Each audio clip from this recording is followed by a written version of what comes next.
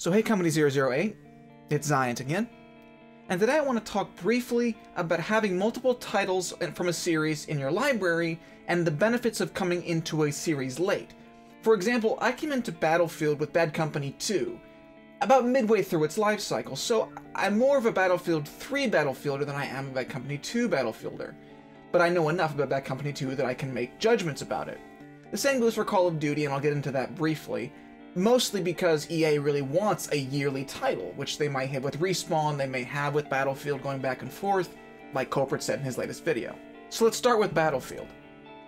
In Bad Company 2, I had no idea what the Battlefield series was about, no idea what the maps looked like, what the playstyles were, what sniping was, what rushing was, any of it.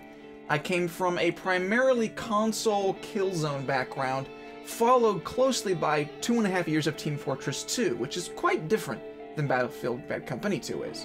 So coming into Bad Company 2, my aim was terrible, and I had to learn to aim again.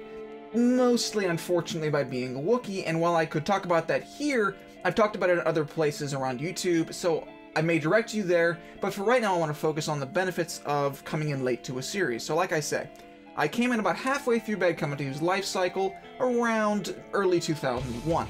After Wookieing for a few months, I decided that it was time to start rushing.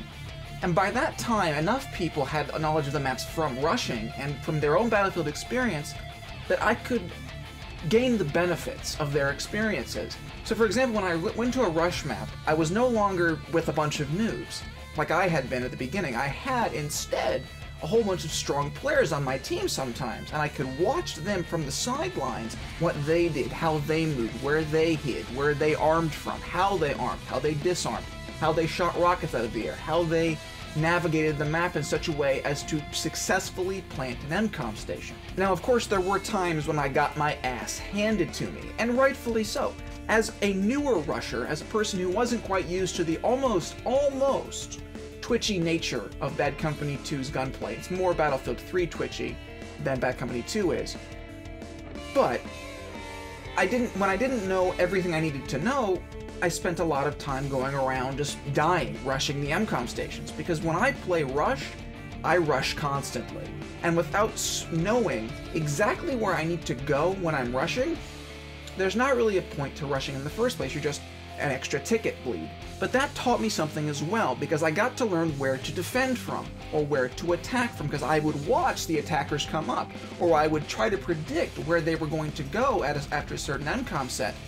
And then if I got it wrong, well, that was fine. I learned a new route, possibly, to get someplace. A lot of the glitch moves, where you get just outside of where you're supposed to be, I learned by watching other people. And I learned through YouTube as well, but mostly by being in-game and watching people do things on the field of battle. With that experience under my belt, I came into Battlefield 3 with a much more comfortable position on my aim, how to rush, when to rush, who to rush with, and so on and so forth. And so Battlefield 3 was a much easier transition than it was from Team Fortress 2 to Battlefield Bad Company 2, simply because I knew what I needed to be doing, and I knew how I needed to do it. Now, of course, there is some adjusting. The different damage models, the somewhat better hit detection, the new bullshit that happens, because every multiplayer game has bullshit. All of this I had to relearn, but the learning process, as I say, was a lot easier because I already had a general feel for how things are going. I'm going to mention Call of Duty briefly because that is in my gaming repertoire, and it is important, I think, to at least have played once, just so you can say, I love it and I hate it. Because if you haven't even tried something and you just say you hate it, then you don't have the right to make that argument, because you don't know if you don't like it. All you know is what other people have said and what you have seen. If you've experienced something, you can't say it. There's my soapbox for the day. But I came into Call of Duty in the original Black Ops. And again, I sucked because I'm not good on the consoles. I cannot use my thumbs that efficiently. Now, I can do this pretty well on the PC, but not on the Xbox, not so much. But once again, I learned through watching the experienced players play. I learned how effective Ghost was. I learned how powerful some of the higher-end kill streaks could be. I learned how the maps were to be navigated. I learned a lot of things I would not have learned had I just sat back and watched YouTube. Because as much YouTube as some people watch, and I watch a fair bit of it, you cannot truly learn a multiplayer map through videos. Well, you can, it's just a lot harder. Knowing that on grids, say, there are 3 main lanes, one of which is small, one of which is big, one of which is medium-sized with several archways through it. You can't learn the ins and outs of that map unless you've played it. And so coming into Modern Warfare 3 and then Black Ops 2, I was much better equipped to play those games because I knew how to best approach the learning process. But one side effect of the learning process for any game is that you have to invest a significant amount of time in it and it alone. And so having previous games that you have already, if not mastered, that are proficient with, that you can go back to, that's helpful. Because I know, at least for me, I get tired, really tired of a game after 2 or 3 months of playing pretty much nothing but it. And so having Bad Company 2 to go back to and say, oh, this is why I fell in love with the Battlefield series. This right here is what made the game great for me.